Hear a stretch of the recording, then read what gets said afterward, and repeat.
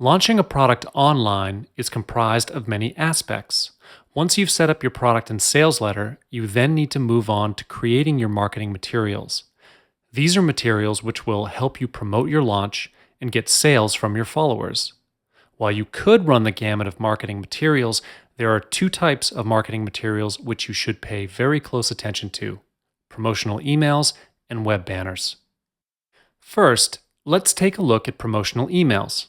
Promotional emails are what you use to promote your product launch to your mailing list. It's the easiest way to tap into your leads and get sales, provided that your list has already been effectively built up. Ideally, you should start sending out promotional emails a couple of weeks or at least a week before your projected launch date. Expect to be sending out anywhere between 2 and 6 emails to your list during your pre launch and launch period. This is so that you can steadily build hype with your prospects and start getting them interested. While you can come up with the content for your promotional emails from scratch, there are some emails which have proven to be very successful at enticing readers. Teaser emails are usually the first promotional emails that you will send out to your list. Teaser emails are there to create curiosity and to hint at your newest product. The point here is to not reveal too much. You want to tell your list that you have something new coming up, but you don't want to mention specifics. Some people choose to send out 2 or 3 teaser emails during the pre-launch period. Another promotional email, which is usually sent out, is the product introduction email. This is the email that you will send out on your launch day to let your list know that the product is now available online. You can enclose the highlights of your product and its unique features in this email as well. You should also include a link to the product's sales page, and you can even state the price of your product. But remember, this email is not meant for you to start selling to them. Another email you can send out is the benefits email. This email focuses on highlighting the benefits of your product.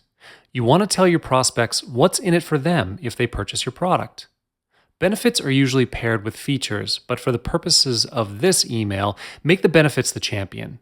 You need to make these benefits compelling to your prospects. Sell the dream. The additional bonuses email is a promotional email which helps promote your other bonuses.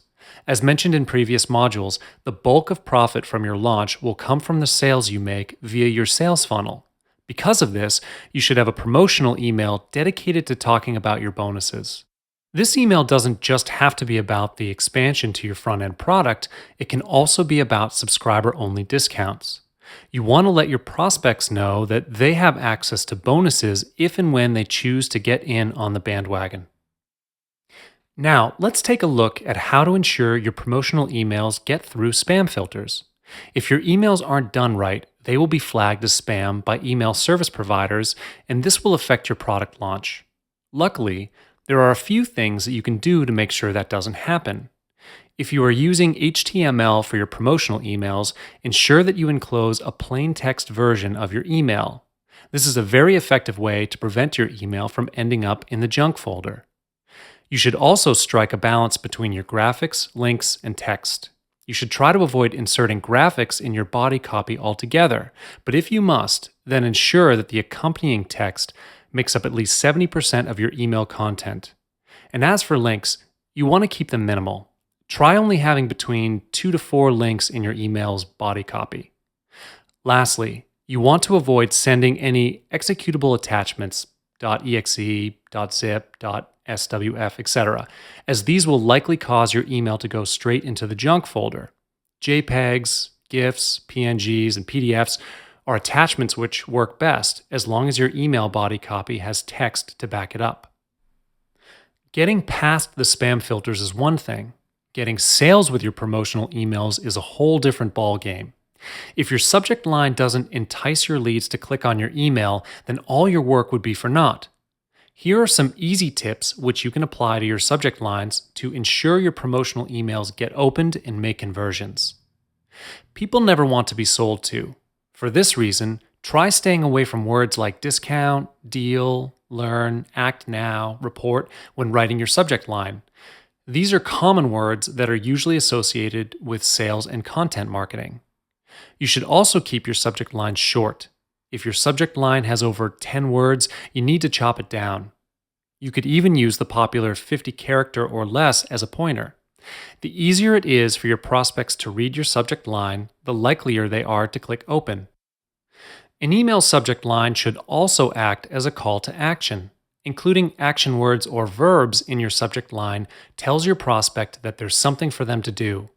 Having verbs and an actionable subject line creates a sense of urgency so your leads end up taking action.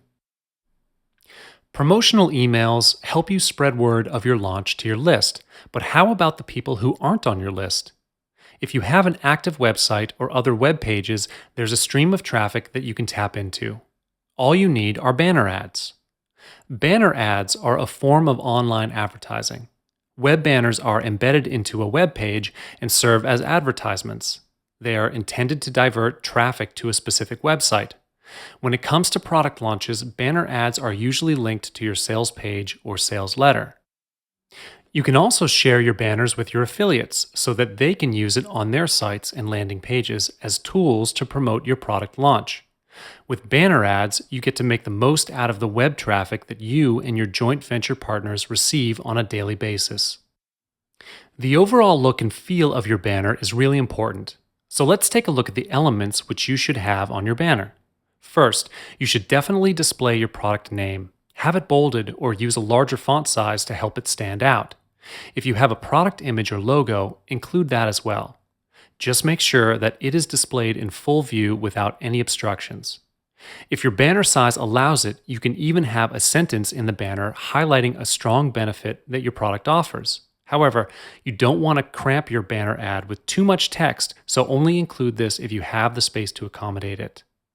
Another very vital element that you need to have is a call to action button. This should be a clickable button that links to your product's sales page. The text on the button can read "Buy now" or "Get it now" or "Learn more." It's completely up to you. We would recommend that your banner ads follow the color scheme of your product's sales page or whatever page your call to action button links to.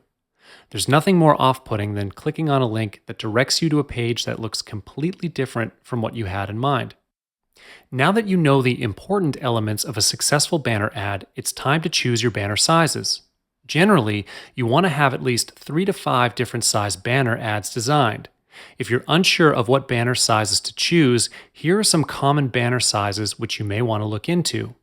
You can also look online for the list of standard banner sizes to find the ones which suit you and your affiliate network best. 250 by 250 pixel banners are sometimes referred to as square pop-ups. Banners of this size are great for pop-up notifications. 728 by 90 pixel banners are known as leaderboards. These work best when they are placed at the top of a web page. It offers lots of usable space. 160 by 600 pixel banners or wide skyscrapers work best when they are placed along the sidebars of web pages. These type of banners are good at accommodating product images. 336 by 280 pixel banners are also called large rectangles. You can usually use these at the bottom corners of websites or at the end of articles. 300 by 600 pixel banners are known as half-page banners. These give you lots of space to play around with. When it comes to design, they are usually placed along the edge of web pages.